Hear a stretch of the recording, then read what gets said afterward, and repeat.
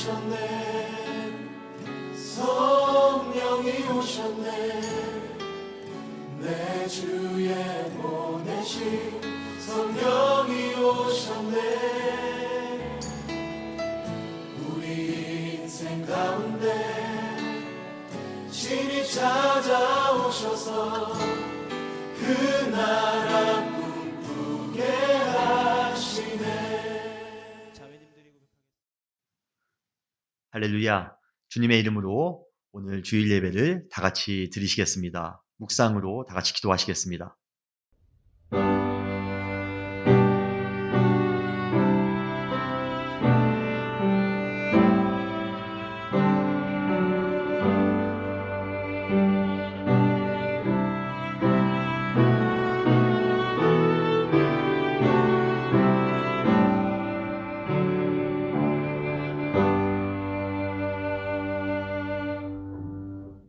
여호와여, 주의 장막에 머무를 자 누구 오며 주의 성산에 사는 자 누구 오니이까? 정직하게 행하며 공의를 실천하며 그의 마음에 진실을 말하며 그의 혀로 남을 허물하지 아니하고 그의 이웃에게 악을 행하지 아니하며 그의 이웃을 비방하지 아니하며 그의 눈은 망년된 자를 멸시하며 여호와를 두려워하는 자를 존대하며 그의 마음에 서원한 것은 해로울지라도 변하지 아니하며 이자를 받으려고 돈을 구워주지 아니하며 뇌물을 받고 무지한 죄를 해하지 아니하는 자이니 이러한 일을 행하는 자는 영원히 흔들리지 아니하리이다. 아멘. 주님 감사합니다. 오늘도 주님 앞에 나와 신령과 진정으로 예배드릴 수 있도록 은혜 주심을 감사합니다. 오늘 예배드리는 우리 사랑하는 모든 성도님들, 모든 가정들을 주님 축복하여 주시고 오늘 예배를 통하여 주님의 사랑과 주님의 은혜를 깊이 체험할 수 있는 아름다운 예배, 복된 예배가 될 수 있도록 축복하여 주시옵소서. 사랑 많으신 예수님의 이름으로 간절히 기도했사옵나이다. 아멘. 찬송가 32장 다 같이 찬송하시겠습니다.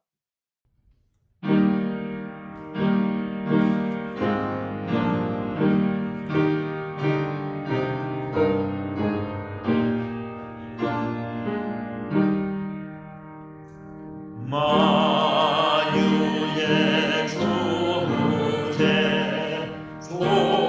존귀하신 예수 사람이 되신 하나님 나 사모하여 영원히 섬길 내 영광 되신 주로다.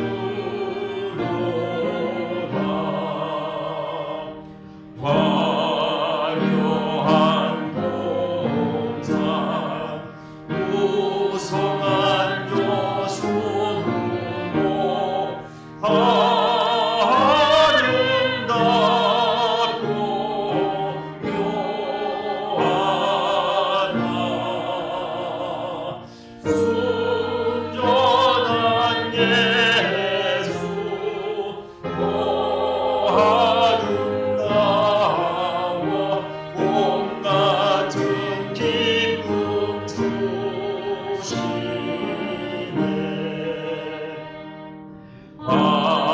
광명한 해와 명랑한 달빛 수많은 별들 빛나나 주 예수 빛은 더 찬란하여 참 비교할 수 없도다.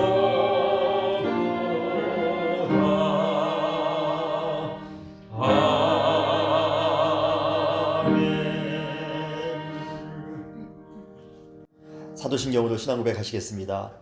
전능하사 천지를 만드신 하나님 아버지를 내가 믿사오며 그 외아들 우리 주 예수 그리스도를 믿사오니 이는 성령으로 잉태하사 동령녀 마리아에게 나시고 본디오 빌라도에게 고난을 받으사 십자가에 못 박혀 죽으시고 장사한 지 사흘 만에 죽은 자 가운데서 다시 살아나시며 하늘에 오르사 전능하신 하나님 우편에 앉아 계시다가 저리로서 산자와 죽은 자를 심판하러 오시리라.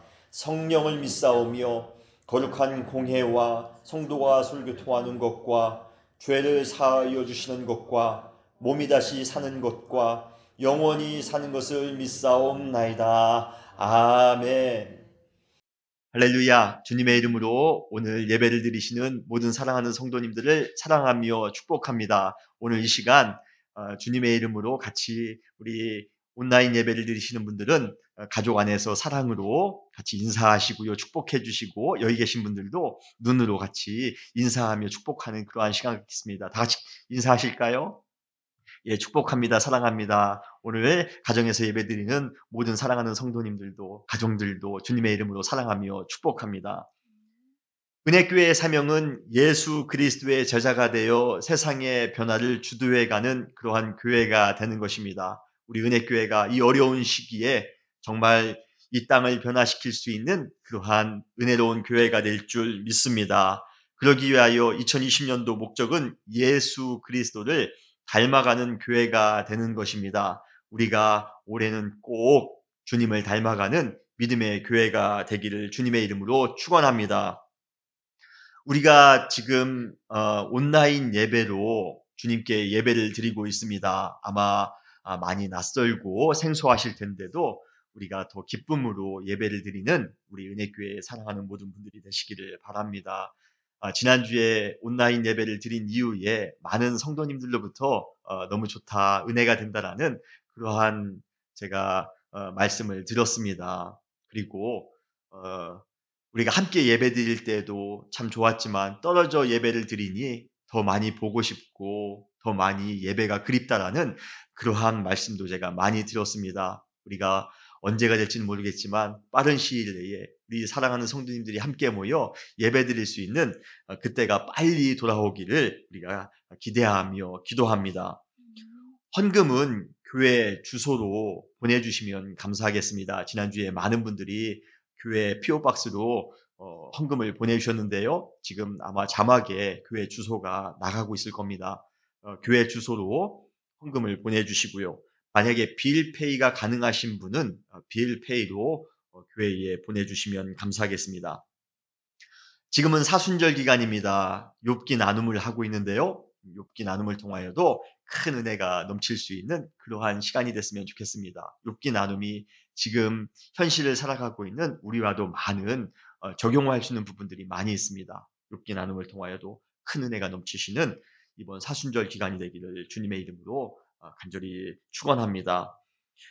모든 교회의 일정은 저희가 4월 중순 이후로 일단 연기를 했습니다. 그리고 그때마다 다시 한번 변화가 있을 때마다 광고를 해드리겠습니다.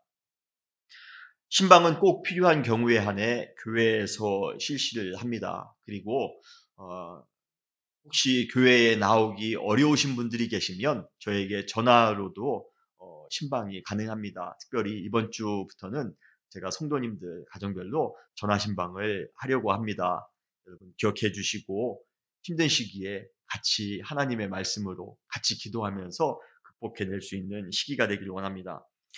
교회 성도 단톡방이 개설되어 지금 운영되고 있습니다. 여러 성도님들이 근황을 올려주시기도 하고요. 기도 제목을 올려주시기도 하고 또 예배드린 이후에 예배 후기도 올려주시는 그러한 제가 글을 읽을 수가 있었는데요. 우리가 지금 함께 얼굴을 볼 수 없기 때문에 그렇지만 그럼에도 불구하고 이러한 단톡방을 통해서 같이 함께 교제하며 사랑을 나누었으면 좋겠습니다. 활발하게 참여해 주시는 그러한 나눔의 공간이 되기를 바랍니다. 성도의 안전과 건강을 위해 우리가 함께 기도해 주시기를 바랍니다. 지금 이 시기에 가장 필요한 것은 중보기도입니다. 중보기도함으로 서로가 영적으로 교통할 수 있는 그러한 은혜의 시간이 되기를 바랍니다. 이 시간에는 오늘 예배를 위해서 이미아 장로님 나오셔서 대표로 기도해 주시겠습니다.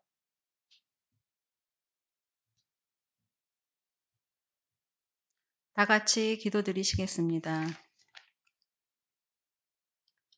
우리의 생사 화복을 주장하시는 하나님, 오늘도 생명 주심을 감사합니다. 예배를 드릴 수 있는 건강 주심을 감사합니다. 어지럽고 불안한 이 시국에 주님께 모든 것을 의뢰할 수 있는 믿음 주심을 감사합니다.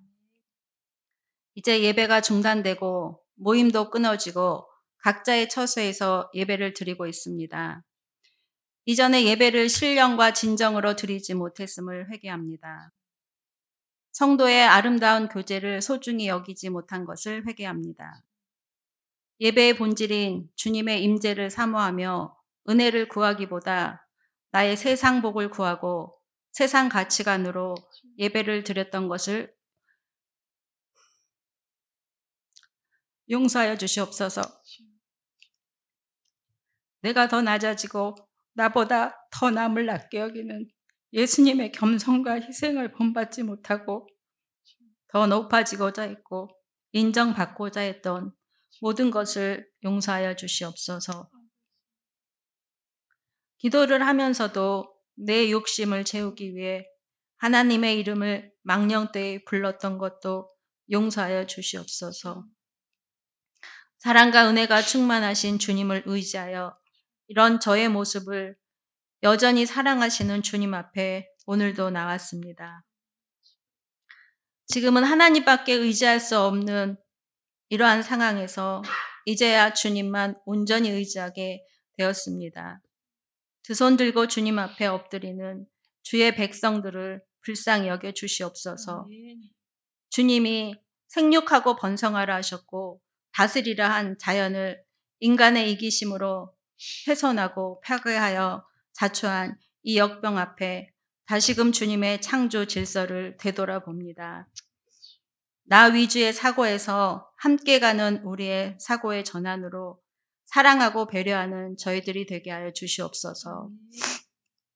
이 시간 코로나19로 고통받는 이들을 위해 기도합니다. 능히 이 역병을 이길 힘을 주시옵소서. 조속히 이 병을 이겨낼 치료책을 마련하여 더 이상 고통받고 희생되는 생명이 없기를 기도합니다. 또한 생명을 구하기 위해 수고하는 모든 의료진들과 관계자들을 위해 기도합니다. 그들을 지키고 보호하여 주시옵소서. 비록 같은 공간에서 함께하지 못하는 예배지만 주의 은혜가 충만히 넘치는 이 시간 되기를 기도합니다. 오늘 이 시간 목사님을 통해 주시는 말씀을 통하여 세상의 비전과 바벨탑을 쌓고 있는 저희에게 하나님의 비전을 꿈꾸는 저희가 되게 도와주시옵소서. 세상 정욕과 자기의 성품대로 살고 있는 저희를 변화시켜 예수님의 인격을 닮아가도록 결단하는 믿음을 허락하여 주시옵소서. 예배의 모든 것을 주님 손에 맡겨오며 우리를 위해 날마다 도우시고 위로하시는 예수님 이름으로 기도합니다. 아멘.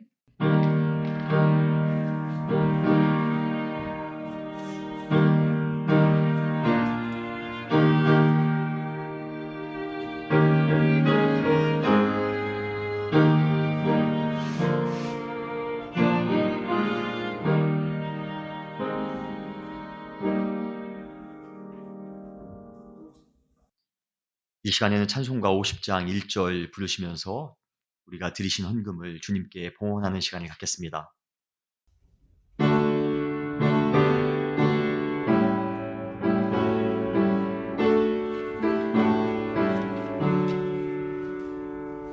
내게 있는 모든 것을 아낌없이 드리네. 사랑하고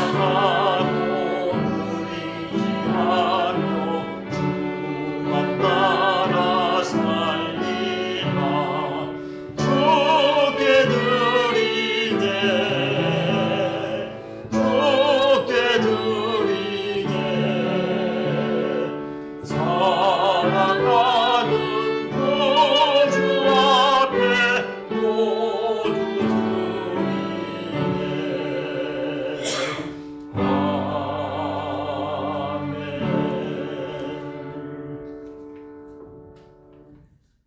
사랑의 주님, 감사합니다. 한 주간도 어려운 시기 가운데 믿음으로, 사랑으로, 은혜로 살아갈 수 있도록 은혜 주심을 감사합니다. 주님께서 주신 은혜가 너무나도 감사하여 이 시간 귀한 예물을 드립니다. 예물을 드리는 사랑하는 모든 손길들을 주님이여 축복하여 주시어서 하나님의 보호하심과 하나님의 위로하심과 하나님의 사랑하심과 하나님의 평강이 오늘 우리의 가정과 우리의 삶 가운데 충만히 넘칠 수 있도록 축복하여 주시옵소서. 주님, 주님을 의지하며 살아가는 것이 우리에게는 힘입니다. 주님, 주님께 드리는 모든 손길 가운데 삶을 통하여 주님을 더욱더 의지하며 그로 말미암아 찬송의 기쁨이 넘쳐날 수 있는 복된 삶 될 수 있도록 축복하여 주시옵소서. 주님, 오늘 주님의 이름으로 헌금을 드리며 또 주님의 이름으로 몸을 다하며 마음을 다하여 예배드리는 우리 모든 사랑하는 성도님들을 축복하여 주시어서 한 주간 믿음의 삶 가운데 응답이 넘칠 줄 믿습니다. 승리가 넘칠 줄 믿습니다. 감사하며 살아갈 수 있는 귀한 한 주간 될 수 있도록 축복하여 주시옵소서. 어디에 있든지 무엇을 하든지 우리 사랑하는 성도님들 눈동자와 같이 지켜주실 줄 믿습니다. 주님께서 세임 주실 줄 믿습니다. 항상 은혜 가운데 거하는 한 주간 될 수 있도록 주님 축복하여 주시옵소서. 주님께서 함께 하실 줄 믿사오며 사랑 많으신 예수님의 이름으로 간절히 기도했사옵나이다. 아멘. 예, 오늘 다 함께 성경 봉독을 하겠습니다. 오늘 말씀은 마가복음 14장 32절로 42절 말씀입니다. 최용훈 사모님 나오셔서 오늘 말씀을 봉독해 주시겠습니다.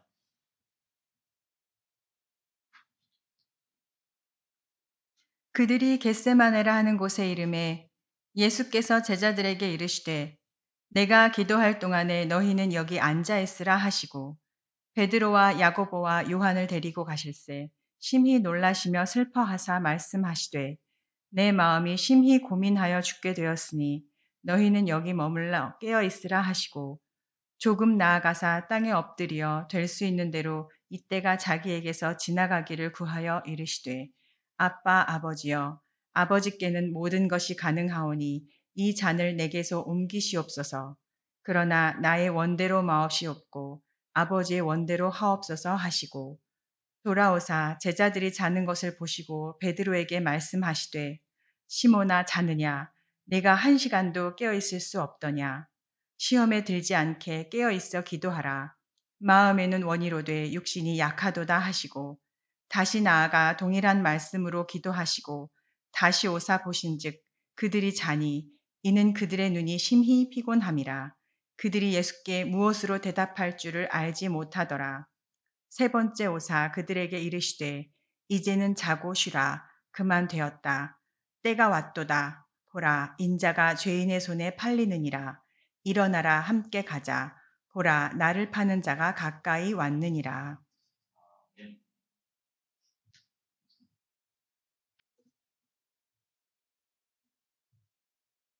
할렐루야. 하나님의 크신 은혜가 오늘 말씀을 통하여 우리 은혜교회 사랑하는 모든 성도님들 영혼 가운데 충만히 거하시기를 주님의 이름으로 축원합니다. 오늘 봉독해드린 마가복음 14장 32절로 42절 말씀을 중심으로 겟세마네 동산에서 라는 제목으로 함께 말씀을 나눌 때 큰 은혜가 우리 가운데 넘칠 줄 믿습니다. 요즘 미국의 현실을 알려주는 통계가 있습니다. 뉴스에서 매일같이 그 통계를 우리에게 알려주고 있으며 저도 하루에 여러 번 인터넷으로 그 통계를 확인합니다. 바로 코로나 바이러스로 인한 확진자와 사망자의 수입니다. 미국에서는 확진자의 수가 2주 전 3,600여 명보다 한 30배 가까이 증가한 10만 명 이상이 넘었다고 합니다. 그리고 사망자의 수도 2주 전 70여 명에서 현재는 1,700명 정도가 넘었다고 합니다. 한 20배 정도의 증가라고 합니다. 그래프를 보면 최근 2주 동안 아주 가파르게 그 수치가 치솟고 있는 것을 볼 수 있습니다. 여러 언론들 뿐만 아니라 일반 사람들도 이러한 통계를 보면서 지금 미국의 상황이 매우 심각하다는 것을 느끼고 있으며 이러한 상황은 당분간 지속될 것이다라고 예측하기도 합니다. 저 역시도 여러 번 그러한 통계 자료를 보면서 큰 경각심을 가지기도 했고, 언제 이 모든 상황을 극복하고 우리 사랑하는 성도님들을 함께 만나 다시 예배를 드릴 수 있을까 생각해 보기도 했습니다. 정말 그러한 주일이 빨리 왔으면 좋겠습니다. 그런데 이러한 통계와 그래프를 보면서 우리가 한 가지 조심해야 될 것, 잊어서는 안 될 것이 있습니다. 우리가 통계 자료를 해석할 때 흔히 범하기 쉬운 실수 같은 것인데요. 그것은 바로 통계 데이터는 단순한 숫자가 아니라 그 모든 것이 다 사람이라는 것입니다. 우리는 데이터를 해석할 때 지금 이 데이터에 나와 있는 확진자의 수는 2주 전보다 10만 명 가까이 늘었습니다. 그래서 지금은 매우 심각한 수준이며 앞으로도 이러한 문제는 계속될 것입니다. 라는 식으로 해석하는 데에 매우 능숙합니다. 그런데 10만이라는 수가 무엇을 의미합니까? 바로 10만 명의 사람입니다. 지금까지 사망자의 통계가 1700명 이상이라고 할 때 1700은 단순한 데이터 값이 아니라 누군가의 사랑하는 가족, 친구, 이웃, 성도라는 것입니다. 사실 우리는 우리와 별 관계가 없다고 생각한다면 데이터 값을 단순한 숫자로만 인식하는 경우가 있습니다. 그래서 나치에 희생당한 600만의 유대인도 단지 숫자로만 기억하기 쉽습니다. 그러나 숫자는 비인격적인 데이터 값일 뿐입니다. 그렇지만 우리가 단순화해 놓은 그 숫자 안에는 수많은 인격의 다양한 모습과 관계들이 포함되어져 있습니다. 한 영혼이 중요하다라는 그러한 영혼에 대한 무게감을 알고 있는 성도들은 그러한 비참한 데이터 앞에서 영혼에 대한 아픔, 고통을 함께 더 느낄 수 있어야 합니다. 오늘 몇 명이 더 전염병으로 죽었다는 것이 숫자로만 인식한다면 오늘 100명이 더 죽었대, 200명이 더 죽었대, 400명이 더 죽었대, 그렇게 숫자로만 인식한다면 그처럼 냉정하고 삭막한 시대는 없을 것입니다. 그 숫자 안에는 어쩌면 노년을 아름답게 보내기로 약속한 노부부도 있을 수 있습니다. 그 숫자 안에는 지금까지 앓았던 병을 이기기 위해서 악착같이 노력했던 사람도 포함되어져 있을 수 있습니다. 그 숫자 안에는 예측하지 못한 채 갑자기 이별해야 하는 사람들도 있었을 것입니다. 사랑하는 부모, 사랑하는 배우자, 형제, 친척, 성도들도 그 숫자 안에는 포함되어져 있을 것입니다. 그들은 서로 대면해 보지도 못하고 손도 제대로 잡아보지 못한 채 이별해야 되는 안타까운 경우가 대부분이라고 합니다. 이탈리아에서는 헤어지는데 태블릿 PC로 3분 정도의 시간만 보고 헤어진다고 합니다. 죽음에까지는 이르지 않았다 할지라도 확진자가 되어 고통스럽게 병상에서 힘들어하는 사람의 수도 지금 헤아릴 수 없을 만큼 많습니다. 미국의 10만에 가까운 확진자 숫자 안에 그리고 1700명 이상의 사망자 숫자 안에 너무도 다양한 관계와 스토리들이 있는 것입니다. 우리 성도님들은 그들을 알든 모르든 상관없이 사랑으로 위로하며 중보해야 될 영적 책임이 있습니다. 사랑하는 은혜교회 성도 여러분, 우리 주변에 우리의 기도가 필요한 사람들이 너무도 많이 있습니다. 아픔을 당하는 사람들이 너무도 많이 있습니다. 우리와 상관없다고 그들을 무시하지 마시기 바랍니다. 그들에게 무관심하지 마시기 바랍니다. 그 10만 명 안에 그 1700명의 사망자 가운데 그들의 아픔을, 그들의 고통을 우리가 함께 느끼며 사랑으로 위로하며 기도할 수 있는 그러한 우리 은혜교회 사랑하는 성도님들이 되시기를 주님의 이름으로 축원합니다. 몇 주 전 한국의 교회들이 함께 모여 예배 드리기가 어려워졌을 때 제일 처음에 제가 가졌던 생각이 있습니다.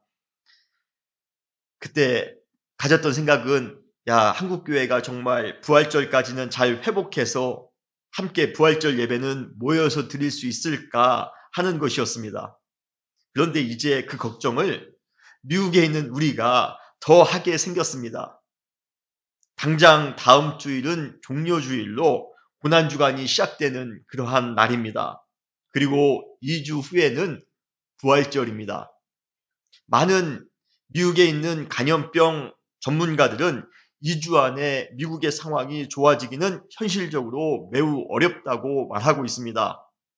그러나 바라기는 모든 상황이 극적으로 좋아져 모든 사랑하는 성도님들과 함께 모여 부활절 예배를 드리고자 하는 마음이 아주 저는 간절합니다. 그러한 은혜가 우리에게 있기를 주님의 이름으로 축원합니다. 고난주간을 앞두고 예수 그리스도의 마지막 그 자취를 따라가 보는 것은 매우 의미 있다고 생각을 합니다. 그래서 오늘은 예수님께서 행하신 그 마지막 사역인 겟셋마네의 기도에 대해서 함께 나누려 합니다. 그리고 다음 주에는 예수님께서 지신 십자가에 대해서 함께 나누려고 합니다. 오늘 겟셋마네에서 예수님께서 우리를 위하여 어떠한 기도를 했던가, 그 동산에서 있었던 모든 일들을 통하여 또 예수님을 사랑으로 만나시는 여러분들 되시기를 주님의 이름으로 축원합니다. 예수님께서는 십자가에서 죽으시기 바로 전날 밤에 제자들과 더불어 마지막으로 식사를 합니다. 우리가 잘 알고 있는 최후의 만찬입니다. 그때 예수님께서는 제자들에게 떡과 잔을 나누면서 다음 날 있을 자신의 죽음의 의미가 무엇인지를 알려주셨습니다. 그리고 앞으로 식사 중에 떡과 잔을 먹을 때마다 자신의 죽음을 기억하라고 당부까지 하셨습니다. 그런 다음 다른 복음서에는 기록되어져 있지 않지만 요한복음에는 기록되어져 있는 한 내용이 있습니다. 그것은 식사 후에 예수님께서 제자들의 발을 씻겨주는 장면을 요한복음은 소개하고 있습니다. 그때 예수님이 이렇게 말씀하십니다. 내가 주와 또는 선생이 되어 너희 발을 씻겼으니 너희도 서로 발을 씻어주는 것이 옳으니라 라고 우리에게 가르쳐 주셨습니다. 한마디로 어떠한 경우에도 낮은 자세로 사랑을 먼저 실천하며 살아가야 된다는 그러한 의미입니다. 우리가 지난주에 우리 시대를 살아가는 방식이 사랑이다라고 말씀을 드렸습니다. 제가 지난주에 설교한 이후에 많은 분들로부터 설교에 대한 그러한 반응을 제가 들었습니다. 그리고 사랑을 실천해야 되겠다라고 다짐하신 분도 계시고, 그리고 정말로 사랑을 실천한 분들도 계시다라는 제가 소식을 들었습니다. 우리가 이 시대를 살아가는 방식은 다른 사람의 발을 먼저 씻겨주는 그러한 사랑으로 섬기는 것, 사랑하는 것, 그것인 줄 믿고 사랑과 배려로 살아가시는 여러분들 되시기를 주님의 이름으로 축원합니다. 이렇게 마지막 식사와 마지막 실천 교훈을 가르쳐 주신 예수님께서는 늦은 밤 시간에 제자들과 더불어 겟셋마네라는 곳에 가셨습니다. 우리는 예수님께서 한 주간 동안 매우 바쁘게 다니셨고, 그리고 지금은 늦은 밤 시간인데 굳이 그 시간에 겟셋마네에 가실 필요가 뭐가 있을까 생각할지 모르지만 누가복음에 보면 누가는 그 이유를 이렇게 담담하게 설명하고 있습니다. 누가복음 22장 39절에 보면 예수께서 나가사 습관에 따라 감람산에 가심에 제자들도 따라갔더니 라고 말씀하십니다. 습관에 따라 예수님께서는 겟셋마네에 가셨다라는 것입니다. 습관은 몸에 배어있는 일과 동작을 의미합니다. 예수님께서 겟셋마네에 가신 것은 그 다음날 십자가를 지는 특별한 목적이 있었기 때문에 마음을 다잡기 위하여 가신 것이 아니라 그 이유 때문에, 특별한 목적 때문에 특별히 겟셋마네에 가신 것이 아닙니다.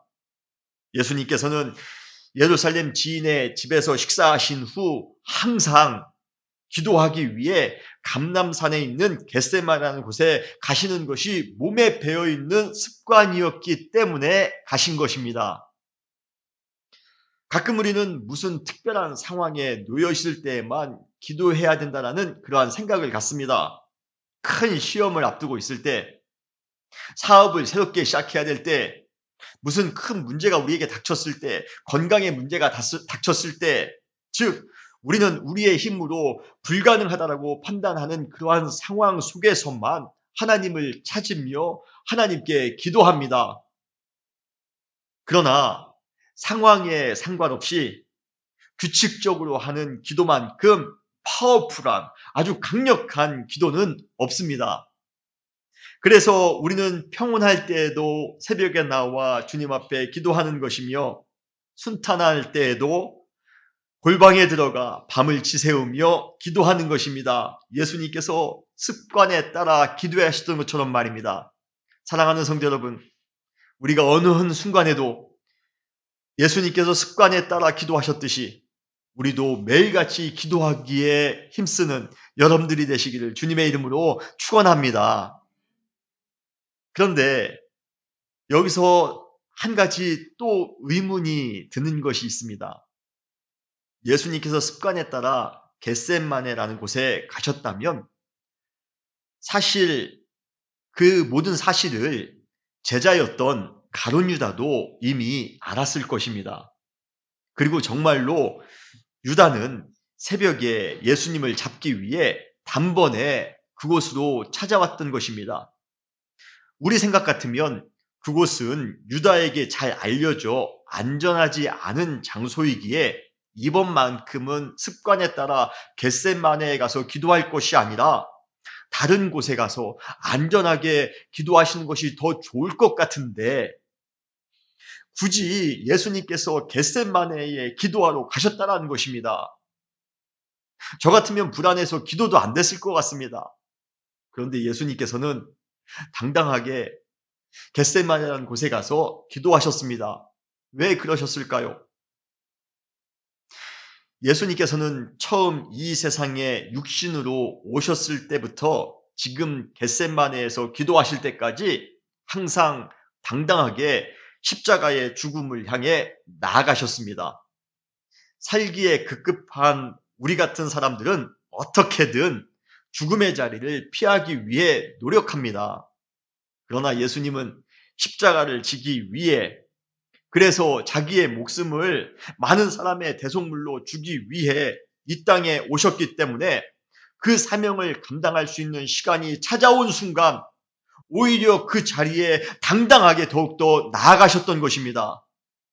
배반과 치욕이 기다리고 있는 현장인 겟셋마네에서 그러나 그 배반과 치욕과 죽음을 준비하기 위해 기도하시는 그 예수님의 당당한 모습, 여러분, 이 모습이 멋있지 않습니까? 이 예수님의 당당한 모습이 멋있지 않습니까? 내일 그곳에서 본인이 잡히실 것이라 다 알고 계셨는데도 불구하고 오히려 그 자리를 기도의 자리로 만드십니다. 사랑하는 성도 여러분, 우리에게도 주어진 사명의 자리가 있습니다. 그러나 그곳에 아픔과 고통, 비방과 죽음이 기다리고 있을 수도 있습니다. 축복과 형통의 자리일 줄 알았는데 그곳이 아골골짝 빈들일 수 있습니다. 영광의 자리일 줄 알았는데 그곳이 십자가의 자리일 수 있습니다. 그래서 우리는 은근슬쩍 회피하시렵니까? 그렇다면 우리는 예수님을 닮은 제자 성도가 될 수 없습니다. 예수님처럼 내일 새벽 그곳에서 제자에게 배반을 당하며 도살장에 끌려가는 소처럼 잡혀간다 할지라도 지금 우리가 있는 이 자리가 사명의 자리일진데 이 자리를 비록 십자가의 자리라 할지라도 이 자리를 기도의 자리로 만드는 그러한 믿음이 우리에게 필요한 것입니다. 그러한 영적 패기가 여러분들에게 있으시기를 주님의 이름으로 축원합니다. 겟세마네는 감람산에 위치한 지명의 이름입니다. 예루살렘 성벽 동쪽에서 한 1.2km 정도, 0.8마일, 7마일 정도 떨어진 곳에 위치하고 있다고 하니 마지막 식사한 장소에서부터 겟세마네까지는 걸어서 15분 정도면 충분히 갈 수 있는 곳이었습니다. 겟세마네는 기름을 짜다라는 그러한 의미를 가지고 있습니다. 아마 감람산에서 수확한 올리브를 따서 기름으로 만들었던 곳이 그곳에 있었기 때문에 그렇게 이름을 겟세마네라고 짓지 않았나 생각을 합니다. 그런데 올리브 기름을 짜내는 곳으로 유명했던 겟세마네에서 땀방울이 마치 핏방울처럼 떨어지듯이 예수님께서 온 몸을 짜내어가며 간절히 기도하셨다는 것은 결코 우연이 아니었을 것입니다. 예수님께서 십자가를 지시기 전 마지막 사역인 이 겟세마네의 기도, 이러한 사역인데요. 그분께서는 누가의 표현대로 힘쓰고 애써 더욱 간절히 기도하셨던 것은 당연할 것입니다. 결국 겟세마네의 기도는 간절한 기도를 상징합니다. 우리에게도 이러한 겟세마네의 기도가 필요합니다. 온몸을 짜내는 듯한 간절한 기도는 분명 역사하는 힘이 클 것입니다. 특히 지금 살고 있는 우리의 시대, 어려운 시대, 이 시대를 살아가고 있는 우리도 겟세마네의 간절한 기도가 필요합니다. 느헤미야가 어려운 자신의 민족의 소식을 듣고 눈물을 흘리며 애통하는 마음으로 금식하며 간절히 기도했던 것처럼 우리도 우리 시대의 아픔을 먼저 끌어안고 온몸을 짜내듯 간절하게 이러한 겟세마네의 기도를 해야 될 필요가 있는 것입니다. 사랑하는 성도 여러분, 지금은 간절히 기도해야 될 때입니다. 이 시대를 향하여, 이 아파하는 시대를 향하여 우리가 치유를 기대하면서 간절히 기도하시는 겟세마네의 기도가 여러분들에게 있으시기를 주님의 이름으로 축원합니다. 예수님께서 겟세마네에 가실 때 모든 제자를 다 데리고 가신 것이 아니라 3명의 핵심 제자, 누구죠? 베드로와 야고보와 요한만 데리고 가셨습니다. 지난번 변화산에 올라가실 때에도 그렇고 지금 겟세마네에 가실 때도 그렇고 왜 그 3명의 제자만 선택해 가셨는지 그 이유를 저는 잘 모르겠습니다. 그들을 더 사랑하셨기 때문인지 아니면 그들에게 리더십이 있다라고 생각하셨는지 아니면 그냥 랜덤으로 선택하셨는지 잘 모르겠지만 한 가지 제 마음 가운데 소원이 있다면 다음에 예수님께서 누군가를 선택하실 때에는 나도 꼭 선택되었으면 하는 그러한 마음이 있습니다. 특별하게 누군가에게 선택되는 것은 매우 뜻깊은 것이 아니겠습니까? 사랑하는 성도 여러분, 예수님의 제자로 특별하게 선택을 받는 우리 은혜교회 모든 사랑하는 성도님들 되시기를 주님의 이름으로 축원합니다. 그런데 예수님께서 3명의 제자와 겟세마네에 가신 후에 지금까지 제자들에게 보여준 적이 없는 특별한 감정 표현을 하셨습니다. 마가는 그때의 상황을 이렇게 서술하고 있습니다. 오늘 본문 마가복음 14장 33절에 보면 베드로와 야고보와 요한을 데리고 가실새 심히 놀라시고 슬퍼하사, 예수님께서 심히 놀라시고 슬퍼하셨답니다. 그리고 그 다음 절인 34절에 보면 마가는 예수님께서 하신 말씀을 이번에는 직접 인용하고 있습니다. 예수님의 말씀입니다. 내 마음이 심히 고민하여 죽게 되었으니 너희는 여기 머물러 깨어있으라. 얼마나 고민이 심했는지 죽을 것 같이 고민이 되더라는 것입니다. 이처럼 예수님께서 겟세마네에 오시자마자 심히 놀라고 슬퍼하셨으며 죽음에 이를 만큼 고민하셨다라고 말씀하고 있습니다. 이 구절이 좀 이해가 되지 않는 분도 계실지 모릅니다.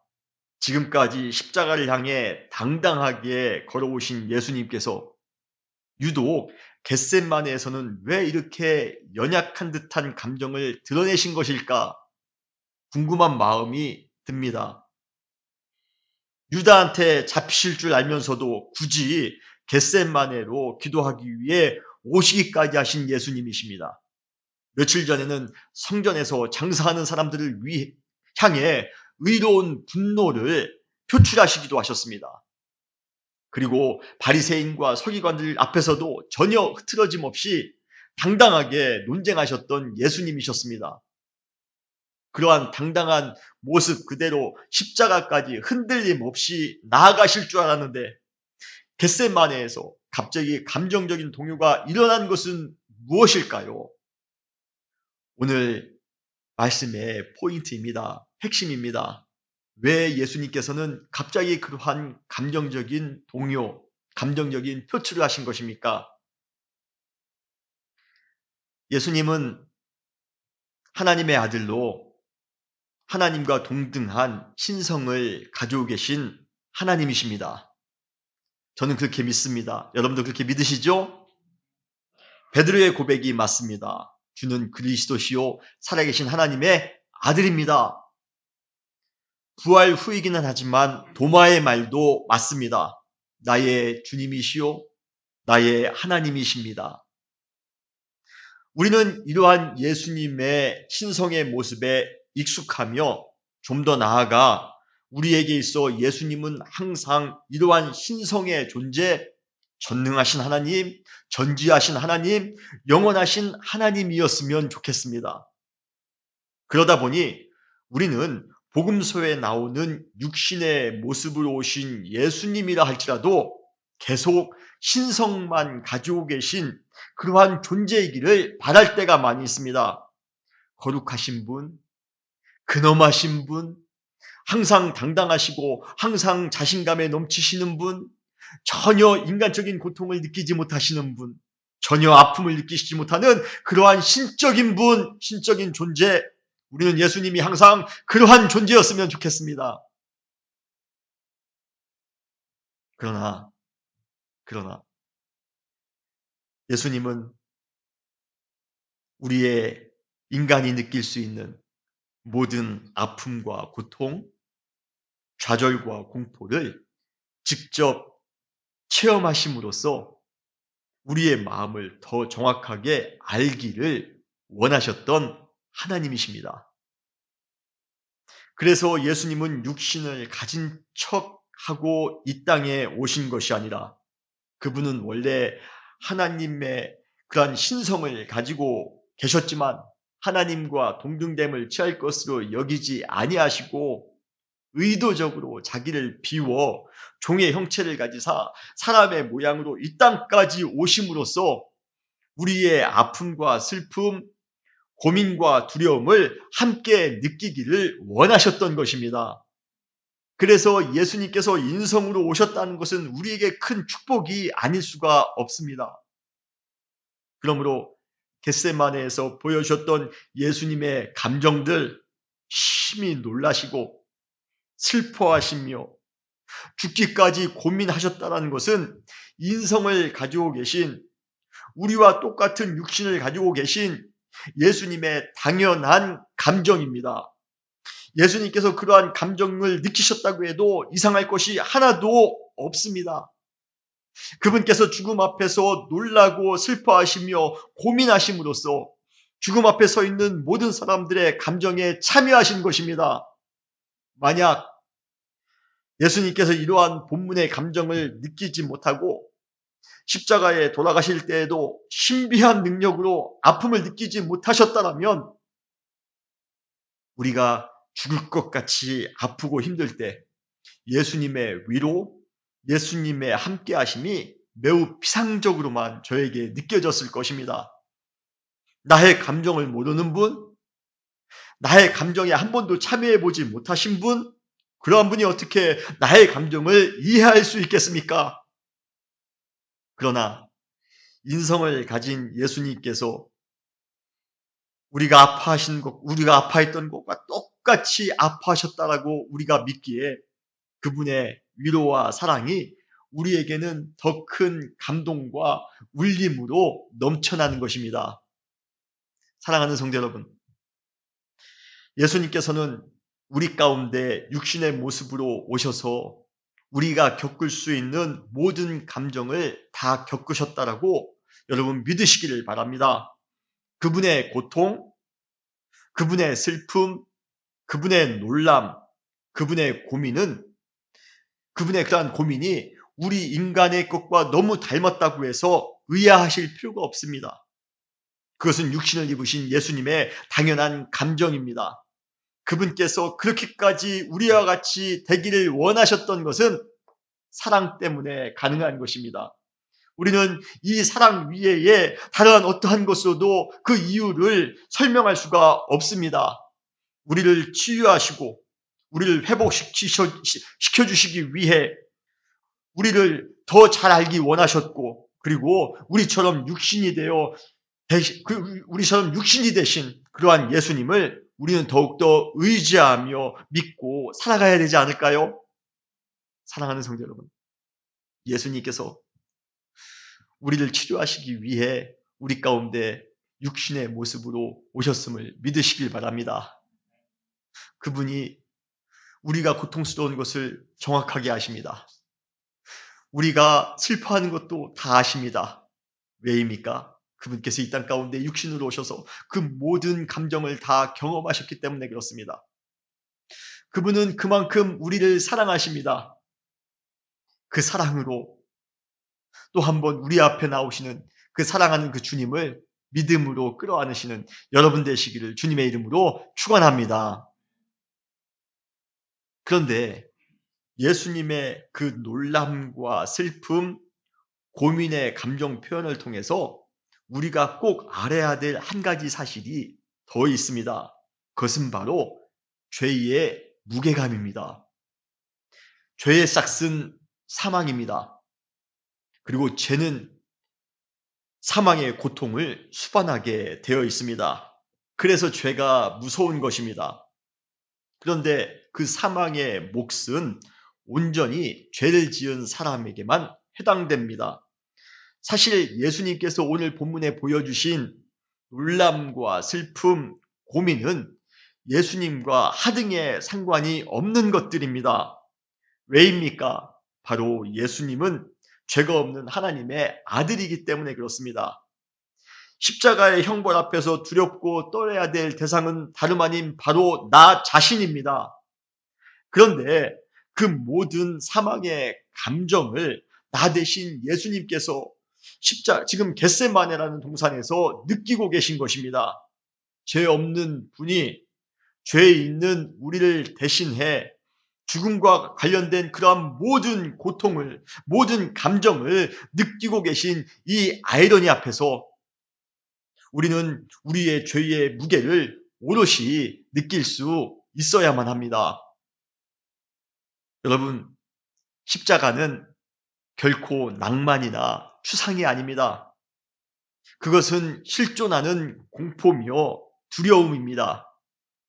예수님은 바로 그 십자가의 죽음 앞에 서서 온몸으로 그 부정적인 감정을 흡수하고 계십니다. 우리 대신 심히 슬퍼하시며 심히 놀라시며 고민하십니다. 절대로 사랑이라는 감정이 뒷받침되지 않으면 도저히 할 수 없는 그 은혜의 행동이 아닐 수가 없습니다. 우리의 죄를 대신하여 십자가에 죽으시기까지 아파하시며 슬퍼하신 예수님의 그 크신 은혜를 또 한번 깊이 체험할 수 있는 우리 모두가 되시기를 주님의 이름으로 축원합니다. 예수님께서는 제자들에게 깨어 기도하기를 권하시고 좀 멀리 떨어진 곳에서 하나님을 향하여 기도하셨습니다. 오늘 본문 마가복음 14장 36절에 보면 그 기도의 내용이 나오고 있습니다. 아빠, 아버지여, 아버지께서는 모든 것이 가능하오니 이 잔을 내게서 옮기시옵소서. 그러나 나의 원대로 마시옵고 아버지의 원대로 하옵소서.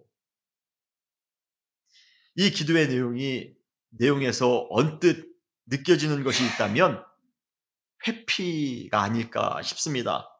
이 잔을 내게서 옮겨주옵소서라는 구절이 십자가의 죽음을 회피할 수 있도록 간청하고 있는 것처럼 들릴 수도 있습니다.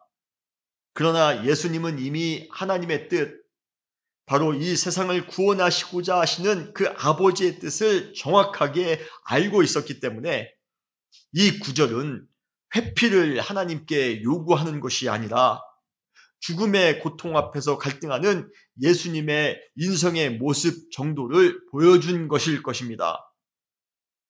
그래서 죽음의 두려움 앞에서 그 잔이 옮겨지기를 갈등해 보지만 예수님은 곧바로 하나님의 뜻에 순종합니다. 그러나 나의 원대로 마시옵고 아버지의 원대로 하옵소서. 예수님은 순종하셨던 것입니다. 인간의 그러한 인성을 가지고 계셨기에 수많은 갈등이 있었지만 그럼에도 불구하고 예수님의 마음 가운데 분명한 것은 하나님의 뜻에 순종하는 것이었습니다. 사랑하는 성도 여러분, 우리가 사명을 받을 때 갈등이 있을 수 있습니다. 그럼에도 불구하고 우리의 마음 가운데 해야 될 것은 하나님의 뜻을 정확하게 알고 순종하는 것입니다. 항상 사명의 자리에서 순종을 택하시는 우리 은혜교회 사랑하는 모든 성도님들이 되시기를 주님의 이름으로 축원합니다. 그런데 문제는 그 다음입니다. 예수님께서 고뇌에 찬 기도를 하고 제자들에게 오셨을 때 그들이 자고 있었다는 것입니다. 예수님께서는 안타까운 마음에 제자들에게 말씀하십니다. 마가복음 14장 37절로 38절입니다. 시몬아, 자느냐? 내가 한 시간도 깨어 있을 수 없더냐? 시험에 들지 않게 깨어 기도하라. 마음에는 원이로되 육신이 약하도다. 그러나 이후 2번 더 예수님께서 기도하고 오셨을 때에도 제자들의 모습은 전혀 변화가 없었습니다. 오히려 그들의 눈은 시간이 갈수록 더 피곤할 뿐입니다. 12명의 제자 중에서 그래도 우등생이라고 생각해서 특별히 3명을 선발해 겟세마네에 함께 데리고 왔는데, 그리고 깨어있으라까지 특별히 당부했는데, 역사적인 사건을 바로 눈앞에 둔 절체절명의 시간에 이 세 제자들은 개념이 있는지 없는지 그냥 잠만 자고 있습니다. 아까 우리는 다음에 예수님께서 제자를 특별히 선택하는 순간이 찾아올 때 꼭 우리는 선택받는 제자가 됩시다 라고 했습니다. 그런데 예수님에게 선택받는 것이 중요한 것이 아니라 더 중요한 것은 선택받은 제자로서 책임을 다하여 살아가는 것이 더 중요한 것입니다. 예수님께서 제자들과 더불어 겟셋마네에 올라오신 이유가 있습니다. 그 이유는 예수님께서 십자가의 사명을 앞두고 기도하는 모습을 그들에게 보여줌으로써 앞으로 사명을 감당해야 할 제자들도 깨어 기도하도록 하기 위함인 것입니다. 여러분 믿으십니까? 지금은 예수님께서 십자가를 지실 차례이지만 예수님께서 승천하신 이후 그 다음에 십자가를 져야 될 사람은 바로 우리 제자들입니다. 제자들이 사명을 감당하기 위해 필요한 것은 그 사명의 자리에서 깨어 기도하는 것입니다. 만약 기도하지 않는다면 시험에 들어 그 사명을 감당하지 못하게 될 것입니다. 사랑하는 성도 여러분, 겟셋마네는 우리가 감당해야 할 사명을 바라보면서 깨어 기도해야 되는 곳입니다. 예수님의 십자가가 바로 눈앞에 와 있는 것처럼 우리가 져야 될 십자가도 바로 눈앞에 와 있을지 모릅니다. 예수님께서 겟셋마네에서 기름을 짜내듯 간절하게 기도하셨던 것처럼 우리도 주님의 사명 그리고 이 시대의 사명을 감당하기 위해 깨어 간절히 기도해야 됩니다. 우리는 지금 위기의 시대를 살아가고 있습니다. 앞으로 전염병에 따른 수많은 사회적인 문제들이 실제적으로 우리의 삶을 더욱 고통스럽게 우리를 압박할 수도 있습니다. 그러나 많은 사람들이 힘들어할 때, 많은 사람들이 어려워할 때 오히려 우리 성도들에게는 더 분명한 사명이 주어지는 그러한 기회가 될 것입니다. 섬김의 사명, 사랑의 사명, 희생과 봉사의 사명, 위로의 사명, 도움의 사명, 거저주는 사명. 그러나 우리가 예수님처럼 겟셋마네에서 기도하셨던 그 예수님처럼 우리가 기도하지 않는다면 우리는 시험에 들어 이러한 사명을 감당하기는커녕 자신의 처지도 운신하지 못할 수가 있습니다. 사랑하는 성도 여러분, 깨어 겟셋마네의 기도를 하시기 바랍니다. 어려운 시대를 믿음으로 섬길 수 있는 은혜와 사랑을 우리는 주님으로부터 받았습니다.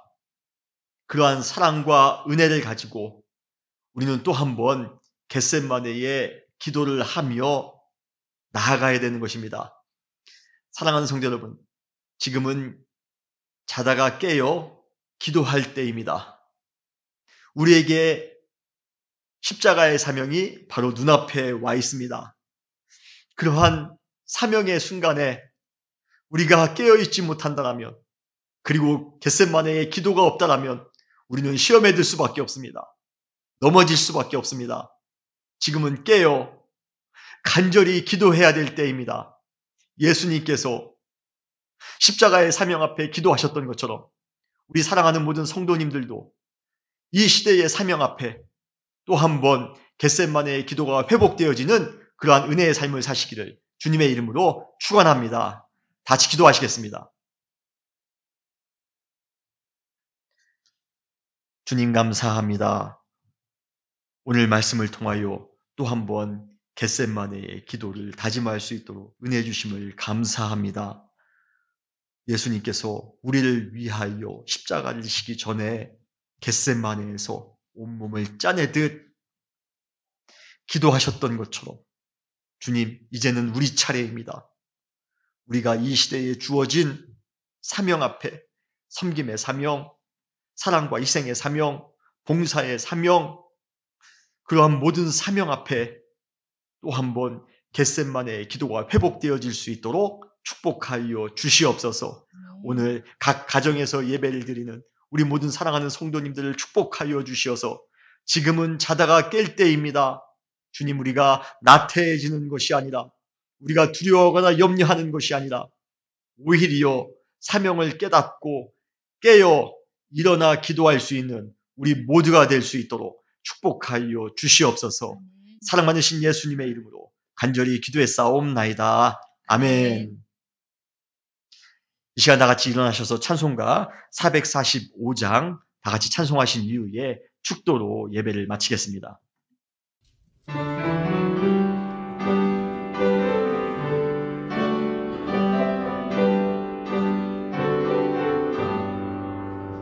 산을 넘어 한국에 가도 빈 가운데로 걸어가면 주께서 항상 지키시기로 약속한 말씀 변치 않네. 하늘의 영광 하늘의 영광 나의 맘속에 자고도 할렐루야를 힘차게 불러 영원히 주를 찬양하리. 깜깜한 밤에 다니지라도 주께서 나의 길 되시고 나에게 밝은 빛이 되시니 길어버리 하늘의 영광 하늘의 영광 나의 맘속에 차고도 넘쳐 할렐루야를 힘차게 불러 영원히 주를 찬양하리. 황명한 금이 마음이 받아 찬란한 천국 바라보고 할렐루야를 힘차게 불러 날마다 빛에 걸어가리. 하늘의 영광 하늘의 영광 나의 맘속에 차고도 넘쳐 할렐루야를 힘차게 불러 영원히 주를 찬양하리.